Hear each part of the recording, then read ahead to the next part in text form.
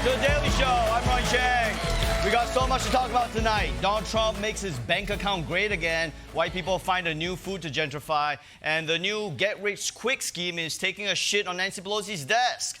And later on, Brendan Fraser will be joining me. So first, Brendan Fraser. But first, Donald Trump has found many new ways of getting rich. So let's get into it in our new segment, Corrupt Tales. Corrupt Tales. Woo-hoo. We grab money. I love money. This morning, Donald Trump gave reporters a tour of his upcoming ballroom site that big companies are paying for. And no, they're not just paying for it to get political favors. It's to support his passion for dancing. But since everyone is so skeptical about it, Donald Trump made sure to defend it loud and clear.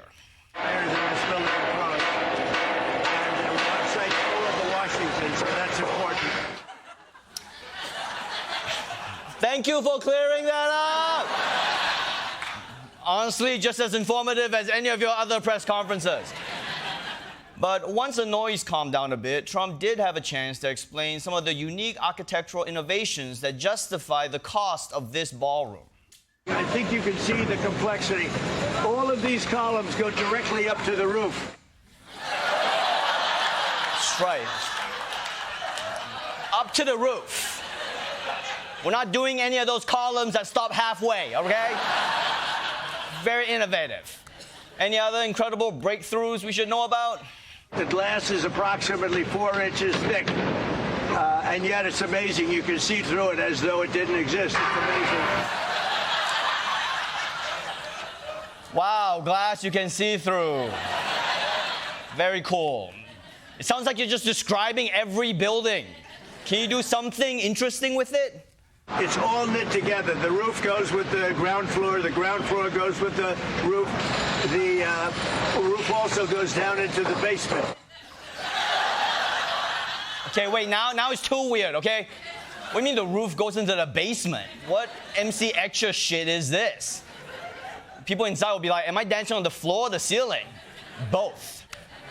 But whatever laws of physics this roof violates, having a giant ballroom built as a favor by your corporate friends, it's hard to think of how things could get more corrupt than that. Tonight, the Justice Department announcing a new so-called anti-weaponization fund, $1.8 billion in taxpayer money to be given away to allies of President Trump who claim they were unfairly treated by the Biden DOJ. I stand corrected. I think my brain's roof just fell into his basement. I mean, if you're confused by what's going on here, I went to law school, okay? So let me explain it to you visually. So Donald Trump, the man, is suing the IRS, which happens to be headed by Donald Trump, the president, which then reached a settlement with the Justice Department, headed by a man named Donald Trump, to create a slush fund controlled by, you guessed it, Donald Trump. It's so blatant and corrupt that it's actually fine. I mean, I want to be mad, but I'm also kind of impressed. Trump figured out how to be both the Karen and the manager. Like, no one has ever done that before. This guy's playing 5D chess with corruption here. I mean, I bet he's building the ballroom just so he can do a slip and fall. He'll be dancing in there, he'll hit his head, he's gonna leave the office with a fake neck brace and $3 trillion. Now, the settlement says the money is gonna go to the victims of the Biden administration, which is pretty broad. I mean, hell, I'm a victim of the Biden administration. I mean, I still have PTSD from watching that guy die slowly on television. But who does Trump have in mind for this money? Among those who could see payouts, the 1,600 people charged in connection with the riot at the Capitol on January 6th. Okay. Hold on. So our taxpayer money is going to the people who did Jan 6. So effectively, the rest of us are being taxed for not doing Jan 6? Well, if I knew that, I would have gone there. Wait, I mean, I was there. I just remembered. Didn't you see me? I was the guy in the video doing this. The election. Anyway, Venmo me. But look, I don't want to be too cynical here. I'm sure Donald Trump doesn't get to hand the money out to whomever he wants. I'm sure there's someone else who's actually controlling the fund.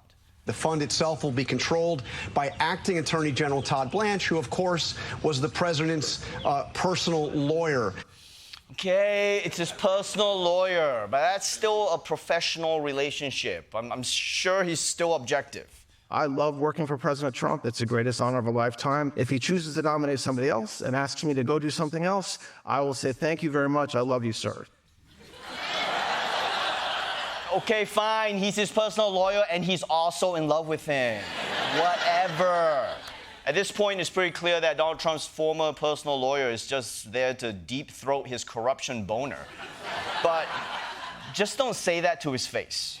I'm the acting attorney general, okay? The fact that I used to be President Trump's lawyer is just a fact. So don't say the president's former personal lawyer will do something. The acting attorney general will do something. Okay, jeez. I'm sorry. What I meant to say is, if the Honorable Acting Attorney General could please stop throating Trump's corruption boner so hard that his corrupt balls tickle your Acting Attorney General chin, that would be great, my good sir. The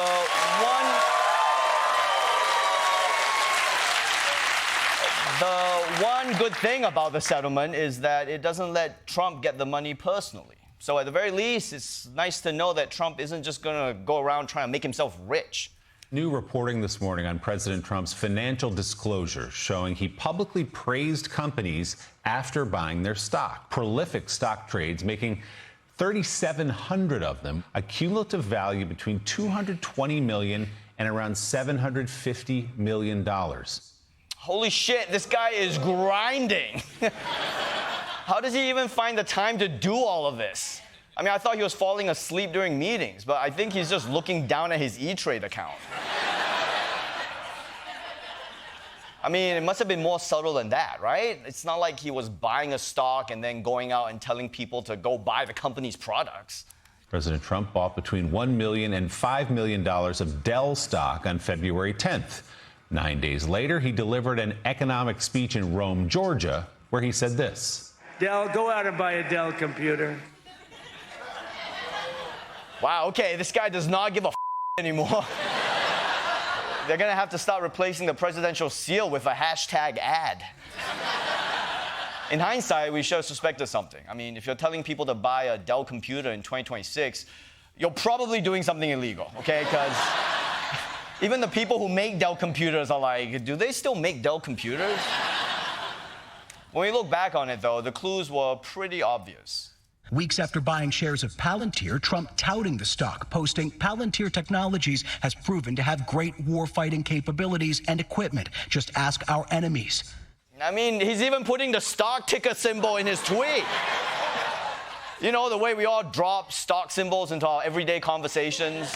Like, hey, officer, that man stole my iPhone, AAPL. Here's the bottom line. It's undeniable at this point that Trump has achieved a level of corruption no one has ever imagined before. And if I may be serious for a second, this is unacceptable, Mr. President. You owe it to the public to explain yourself loud and clear. Please. Okay, I can't hear you. I can't hear what you're saying. God, fine. I'm sure he's apologizing here, all right?